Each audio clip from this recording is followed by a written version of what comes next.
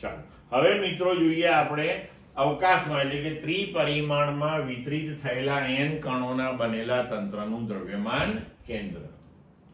તો હવે આગળ ઉપર આપણે જે એક પરિમાણ અને દ્વિપરિમાણ માટે સમજ્યા છીએ તેને અનુરૂપ તમે ખૂબ સરળતાથી હવે ત્રિપરિમાણ માટે દ્રવ્યમાન કેન્દ્રના યામો તૈયાર કરી શકો છો.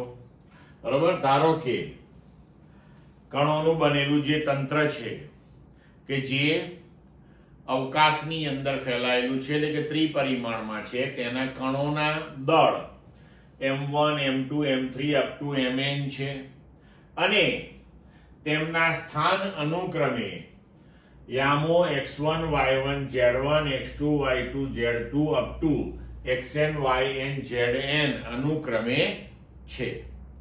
તો આ તંત્રના દ્રવ્યમાન કેન્દ્ર ના યામ x y અને z તમે નીચે મુજબ ના સૂત્રોથી આપી શકો. x યામ તો કે m1 x1 m2 x2 up to mn xn upon m1 m2 m3 up to mn, એટલે કે એના બરાબર sigma mi xi upon capital M.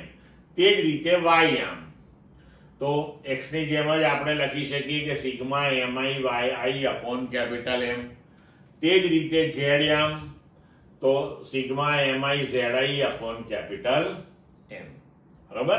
આ આપણે યામના પદમાં લખ્યું. તો ત્રિપરિમાણમાં આપણે જો આ કણો જે છે કે જેના દ્રવ્યમાન m1 m2 m3 up to mn છે તેના સ્થાન જો સ્થાન સદિશોના પદમાં દર્શાવીએ, ધારો કે બરોબર આવી રીતના કે અલગ અલગ કણો જે છે m1 નો સ્થાન સદિશ r1, m2 no r2 up to mn નો સ્થાન સદિશ rn, તો દ્રવ્યમાન કેન્દ્ર નો સ્થાન સદિશ rcm એ આપણે કેવી રીતે રજૂ કરી શકીએ? તો દ્રવ્યમાન કેન્દ્રનો સ્થાન સદિશ rcm અથવા તો સદિશ કેપિટલ R બરાબર m1 r1 plus m2 r2 સદિશ plus up to mn rn સદિશ upon m1 plus m2 plus m3 up to mn. તો આ રીતે આપણે એને રજૂ કરી શકીએ. m1 plus m2 plus m3 up to mn એટલે તંત્રનું કુલ દ્રવ્યમાન થશે. ક્લિયર મિત્રો?